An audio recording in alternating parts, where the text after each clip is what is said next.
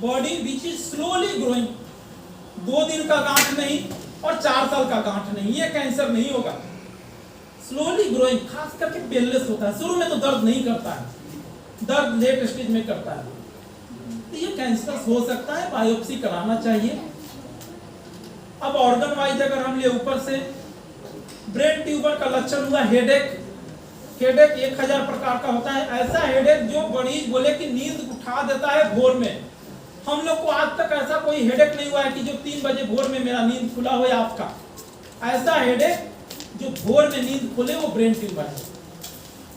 खैनी गुटखा खाने वाले का मुंह में घाव ठीक नहीं हो रहा है, ये ओरल कैंसर है।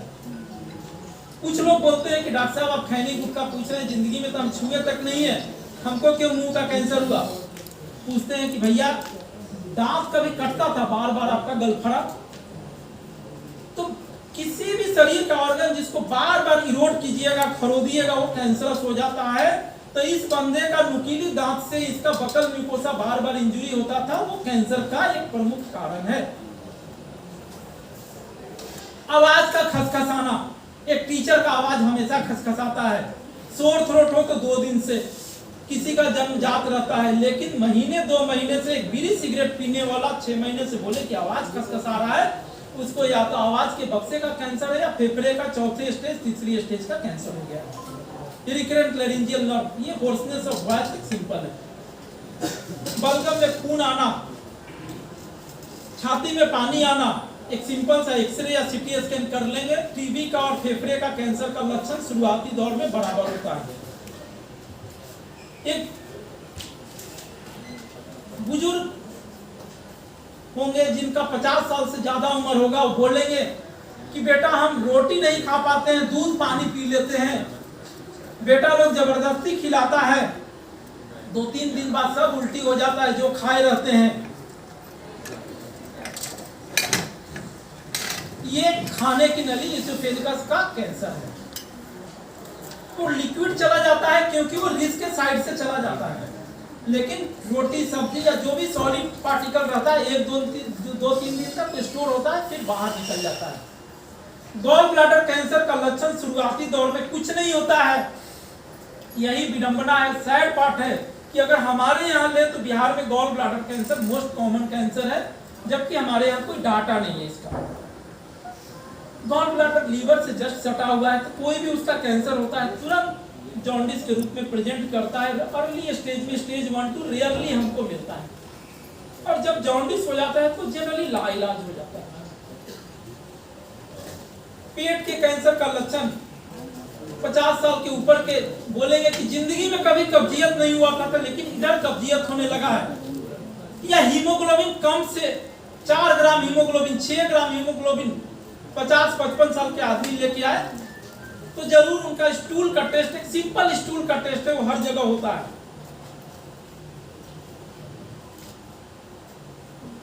ये आंतों के कैंसर का लक्षण हो सकता है। अब महिलाओं में आएंगे तो ब्रेस्ट कैंसर का एक ही लक्षण है painless lump in the breast. एक माता जी आके बोलेगी कि बेटा हम नहाते वक्त गांठ देखे हैं, 6 महीना से देख रहे हैं, लेकिन अब लगा कि दिखा लेना चाहिए। माता जी इसलिए बोले हैं कि अगर 40 साल के ऊपर किसी को ब्रेस्ट में पेनलेस लंप है तो वो कैंसर है। दर्द के साथ नहीं आता है, दर्द रहित होता है। 40 साल से नीचे दर्द रहित गांठ ब्रेस्ट में कैंसरस भी होगा। नॉन कैंसरस ज्यादा होने का चांस है।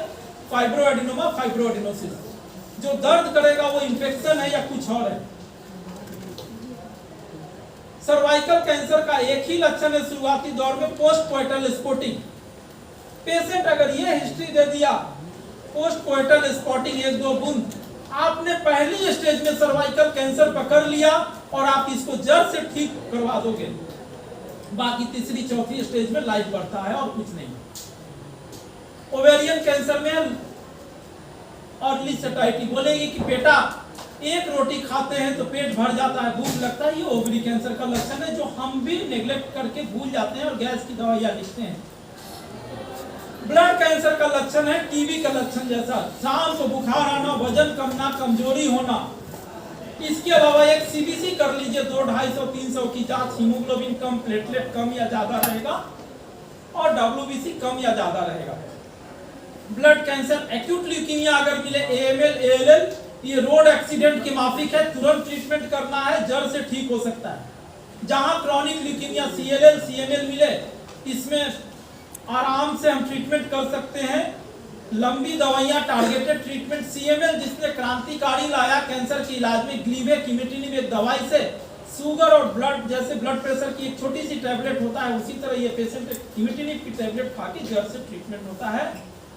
तो ये टारगेटेड ट्रीटमेंट पिछले 15-20 साल से हम लंग कैंसर, किडनी कैंसर, ये सब में दे रहे हैं, जहां चमत्कारी रिजल्ट होता है। जैसे कि सब लोग जानते हैं, केमोथेरेपी दे दो, सर्जरी कर दो, रेडियोथेरेपी कर दो। तो ये न्यू ट्रीटमेंट मॉडलिटी है, जिसमें कि एक और आया है इम्यूनोथेरेपी। इम्यूनोथेरेपी ये हमारी आपकी सबकी पद्धति है। इम्यूनोथेरेपी में कैंसर सेल्स को किल नहीं करता है, वो हमारे इम्यून सिस्टम को, जिससे कि कैंसर सेल्स छिप जाता है या अपने आप को इवेड करता है, साइंटिफिक टर्म होता है इवेड करता है, उसको इम्यून सेल्स को फिर से एक्टिवेट करता है और जाके मारता है। साइंटिफिक टर्म होता है CPI, चेक पॉइंट इनहिबिटर, ये सब। तो इसमें 2 मिनट आपका लेंगे इम्यून सिस्टम समझने के लिए।